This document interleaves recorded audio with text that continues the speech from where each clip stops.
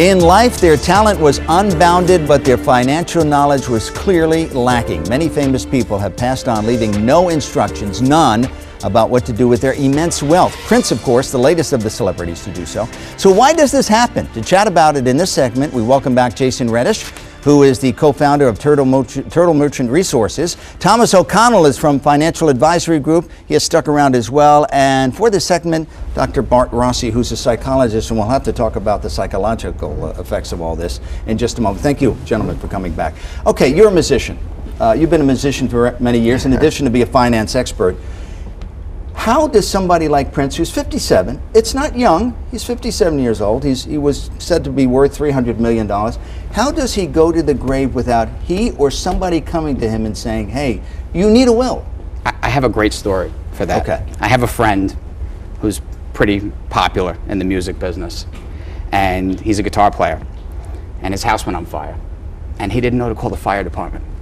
He called his agent and said, my house is on fire. No, he did. He called his agent. Now, why is it? What is it about the creative musician mind that... You know, every musician's different.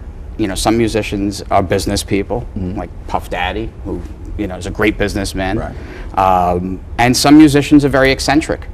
I think the real talented musicians, with that talent that God gives you, Right. there's so much other things that come with it. Like when you see Michael Jackson and all the... Who also died without a will. Without a will. But, you know, Tom, the question is, why didn't somebody come to him? He may be focused on his music, Prince, but why didn't a family advisor, a lawyer, a financial advisor say to him, look, Prince, let's take a half hour. Let's sit down and start this at least. I can't say whether someone did or didn't. Someone should have. I think part of the problem is that these guys get a lot of their wealth and fame early on in life.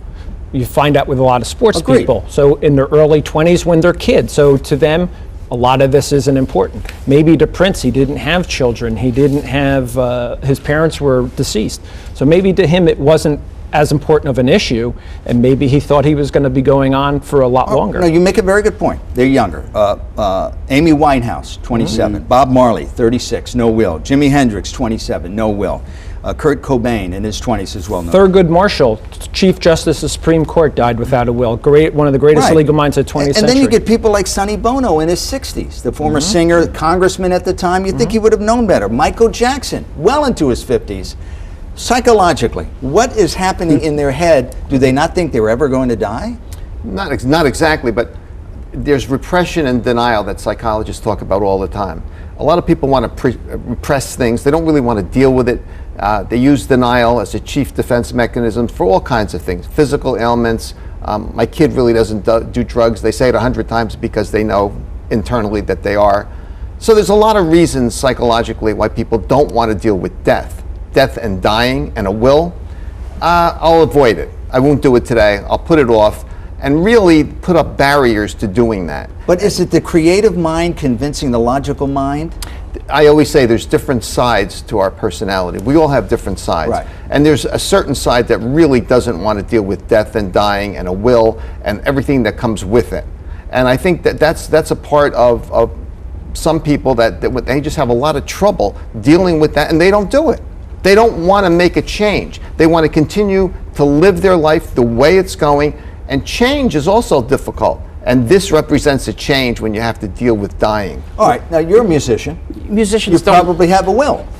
Do you? No. I got life insurance when I was 23, Right. so I am definitely, you know... Your family's taken care of should something I'm happen. crazy about that. Right. And I've always said I have to do a will. I have to right, do a will. It's been in the back of my head, and I still haven't done a will. Interesting. Well, there's two plans. There's going to be your plan, and there's going to be the state plan. Right, and I want to talk to you about You that. get to Now, choose here's which Prince other with one. $300 million. Yeah. As soon as I heard he had no will, I thought of two things immediately. The lawyers are going to make a ton of money. The state of Minnesota, where he lived and had a studio, is going to make a ton of money. Every relative or gardener or friend who had any contact with him is going to come out of the woodwork and say, he promised me that he would give me this, or $1 million. Don't forget, the federal government's going to make federal the most government's going to make money out of as well. This could drag on for a decade before Absolutely. it's worked out. Doris Duke was, at the time of her death was the richest woman in the world.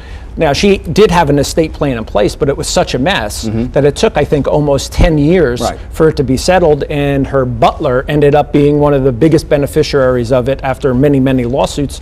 And there are even TV shows about, or movies that Tom, I were would written about venture to it. say, the state, the federal government, the lawyers will get maybe 40 or 50% of what Easily. Prince is worth. Oh, easily. And maybe even more.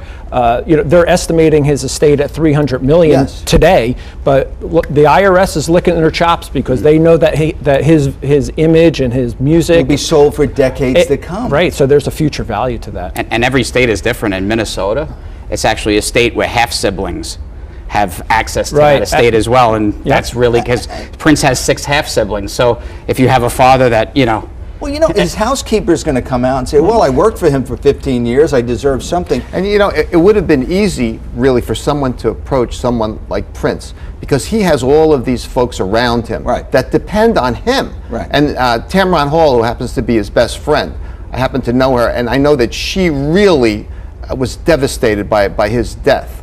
And I believe that if somebody went to him and said, look, you've got all of these wonderful people helping you with your success. We need to talk about a will, and we need to do it right now. And it does just go over it and do it. He probably would have gone down that road, but nobody did it, maybe because he was kind of a recluse, very private.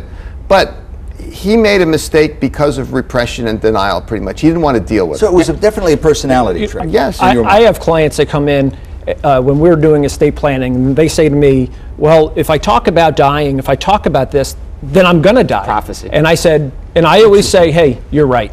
Yeah. There's something, I think the best approach for a musician actually is not about money. Musicians don't care about money. That's why they're Well, musicians. maybe that was part of it. He really didn't care about the money. He cared about the music. And the intellectual property, I think when you approach a musician and you say, hey, you're anti-corporation. If you die and your sister gets a hold of this estate, your songs are going to be on McDonald's commercials. Yeah. I think that would incentivize a musician a lot quicker to write up a will for intellectual property purposes versus actual money. Well, Tom and Jason, is it possible that no one went to him? It's possible. I would say it's not probable, but they probably didn't do it with enough, I'll call force, or with enough influence, or perhaps he said, yeah, I'll get to it one day, or maybe even his advisors were afraid of him.